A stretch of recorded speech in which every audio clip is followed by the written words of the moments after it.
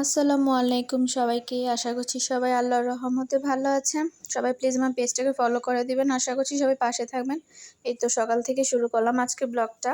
তো আরিশফার জন্য ডিম ভাজা করতেছি, আর এগুলো কিন্তু আরিশফার নানুর দেশি মুরগির ডিম। তো আমার নানু বলতেছে যে আজকে আরিশফাকে ডিম ভাজা করে খিচুড়ি দিয়ে খাওয়াও। তো আম্মু সকালবেলা গরুর মাংসের খিচুড়ি রান্না করছে। তো এই জন্য আরিশফাকে আজকে আম্মুর দেশি মুরগির ডিম ভাজা করে খিচুড়ি দিয়ে খাওয়াবো। তো এই যে ডিম ভাজা করতেছিলাম। তো সবাই প্লিজ আমার পেজটাকে ফলো করবেন। আশা করছি সবাই পাশেই থাকবেন। তো এই যে ডিম ভাজা হয়ে গিয়েছে, আর এই যে খিচুড়ি আর ডিম ভাজা। তো এখানে আরিশফার জন্য আর আমার জন্য নিয়ে নিয়েছে। আরিশফা তো বেশি খায় না। তো এই যে আরিশফা আর আমি ডিম ভাজার খিচুড়ি খাবার। এখানে আম্মু জলপাই আচার তৈরি করেছে সরিষার তেল দিয়ে, অনেক মজা হয়েছে। তো খাওয়া দাওয়া শেষ করে আম্মু আমাদের গাছে কাঁঠাল ছিল, তো এটা আম্মু গাছ থেকে নিয়ে আসছে।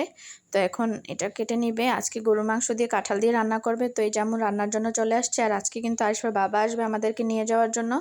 আমরা বাসাতে চলে যাব ফেনীতে। তো এখন এই যে আম্মু মাংসগুলোতে সব পেঁয়াজ রসুন আদা সব রকমের মশলা দিয়ে দিচ্ছে। আর বাবার বাড়িতে ছিলাম প্রায় 6-7 দিন। তো খুব খারাপ লাগতেছে, বাসাতে চলে যাব বাড়ি ছেড়ে। আর ভালো লাগে না, বাবার বাড়িতে আসলে যাইতে ইচ্ছা করে না। তো তারপরও যেতে হবে। আরিফার বাবা বাসাতে গিয়েছিল, তারপর আবার চলে আসছে আরিফাকে নিয়ে যাওয়ার জন্য। ওর নাকি বাসাতে ভালো লাগে না। তো দেখছি চলে যাব। তো আম্মু এই যে সব রকম মশলা দিয়ে মাংসটাকে ভালো করে মাখিয়ে নিয়েছে হাত দিয়ে। তো এখন মাংসটাকে একটু রেখে দিয়েছে। আর এখন আম্মু এই যে কাঁঠালটাকে একটু ভালো করে হলুদ আর লবণ দিয়ে সিদ্ধ করে নিয়েছে। এখন এটাকে ভাজা করে নেবে। তো এই যে কড়াইয়ের মধ্যে দিয়ে এটাকে একটু ভালো করে ভাজা করে নিচ্ছে। তো কাঁঠাল দিয়ে কিন্তু আজকে প্রথম টাইম গরুর মাংস খাবো। তো এই যে কাঁঠালটা ভাজা হয়ে গিয়েছে, এখন গরুর মাংসের মধ্যে আম্মু দিয়ে দিয়েছে। আর এখন কাঁঠালটা দিয়ে খুব ভালো করে এটাকে একটু রান্না করে নেবে।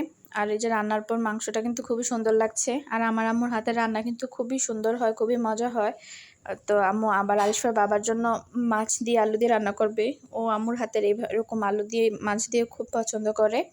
তো এখানে আম্মু তেলাপিয়া মাছ নিয়েছে, তো এটা রান্না করবে। তো মাছটা ভাজা করে নিয়েছে। এই যে মাছটা ভাজা হয়ে গিয়েছে। আর আমার আম্মু কিন্তু আলুটা প্রথমে পেঁয়াজের সাথে খুব ভালো করে ভাজা করে নেয়, তারপরে রান্না করে। আর এখানে টমেটো কাঁচামরিচ দিয়ে দিয়েছে।